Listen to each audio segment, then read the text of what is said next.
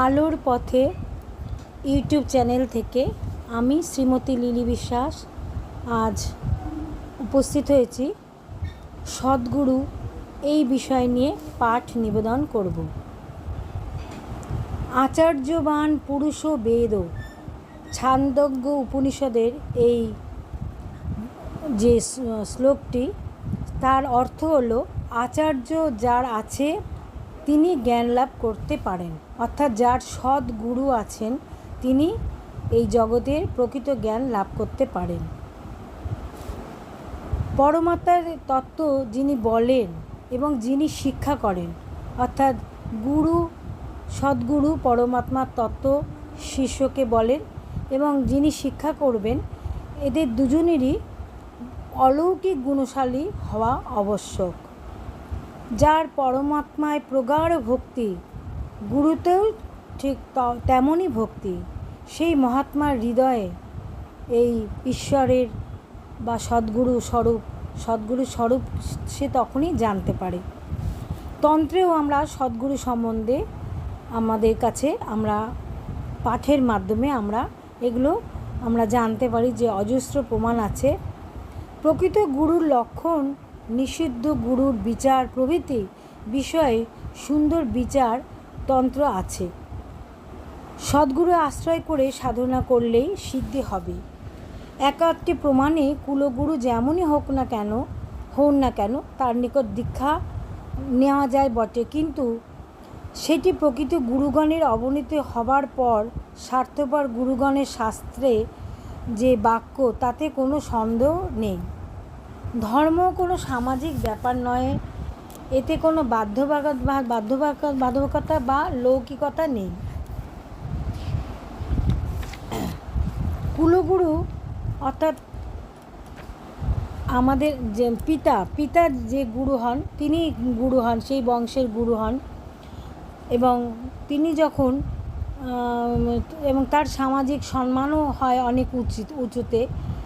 এবং যখন আমরা প্রাণে এই প্রার্থনা করতে পারি যে হে ঈশ্বর, তোমায় কীভাবে লাভ করব, এই ব্যাকুলতা জাগরিত না হয় তাহলে আমাদের অন্তরও তৃপ্ত হবে না। এই জন্য আমাদের সদ্গুরুকে অন্বেষণ করতে গেলে অনেক কিছু বিচার বিবেচনা করা প্রয়োজন।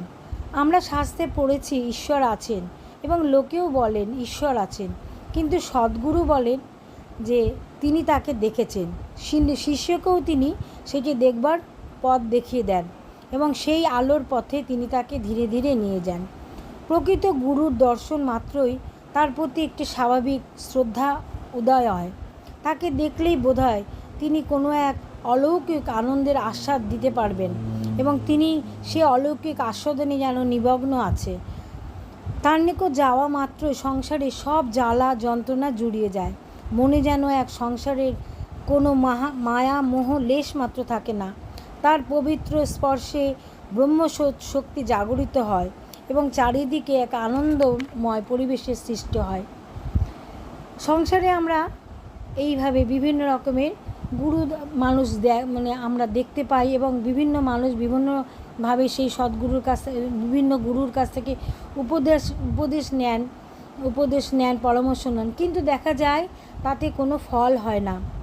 ব্রহ্মবিদের কোনো লক্ষণ তাদের মধ্যে থাকে না এবং তারা সংসার আসক্তি হয়। এই জন্যই সদ্গুরু ঠিকমতো নির্বাচন না করতে পারলে শিষ্যের কোনো উন্নতি সাধন পথে কোনো উন্নতি হয় না।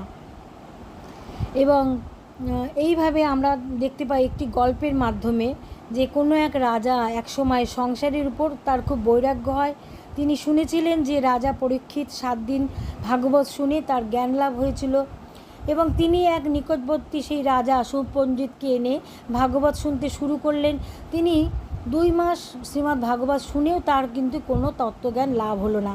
তিনি ব্রাহ্মণকে বললেন যে পরীক্ষিতের 7 দিন মাত্র ভাগবত পাঠ শুনে তার তত্ত্বজ্ঞান হয়েছিল, কিন্তু তিনি 2 মাস ধরে শ্রবণ করেও তার কোনো কিছু ফল হলো না।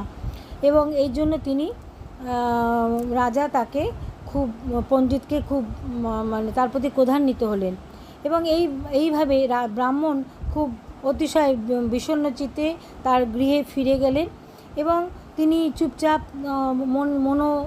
মনে অস্থিরভাবে বসে আছেন, কিন্তু তার গৃহে এক বুদ্ধিমতী পিতৃভক্তি পরায়ণা এক কন্যা ছিল।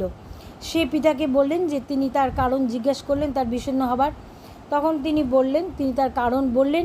কন্যা হাসতে হাসতে বললেন যে পিতা, আপনি কিছুমাত্র ভাববেন না, আমি রাজাকে কালকে এর জবাব দেব। পরদিন কন্যা পণ্ডিতের সঙ্গে রাজা রাজসভায় উপস্থিত হলেন এবং কন্যা বললেন যে আমার কন্যা আপনার প্রশ্নের উত্তর দেবে। কন্যা রাজাকে বললেন, প্রশ্নের উত্তর পেতে হলে আমি যা বলবো আপনাকে সেটাই শুনতে হবে। রাজা তাতে স্বীকৃত হলেন। ব্রাহ্মণ কন্যা তার রাজার যে প্রহরী ছিল তাদের বললেন, একটি থামে আমাকে দড়ি দিয়ে বাঁধুন এবং অপর থামে রাজাকে বাঁধুন।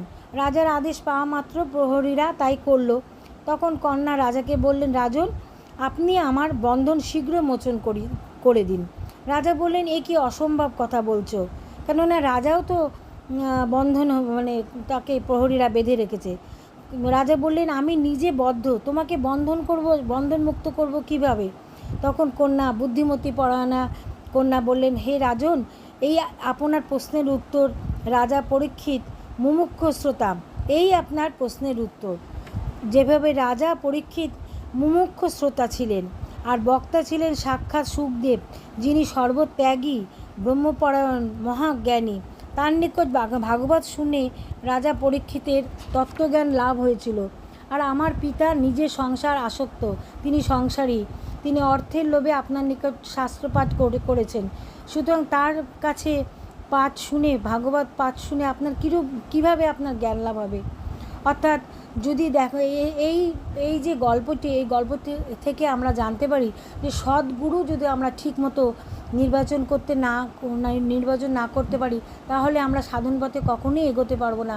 আমাদের সঠিক সদ্গুরু, যিনি ব্রহ্ম শক্তি এবং ব্রহ্মজ্ঞান লাভ করেছেন, তত্ত্বজ্ঞান লাভ করেছেন, তার কাছ থেকে আমরা তত্ত্বজ্ঞান এবং মন্ত্র পেলে সদ্গুরু আমরা লাভ করতে পারি, তখন আমাদের সঠিকভাবে আমরা সাধনা করতে পারবো।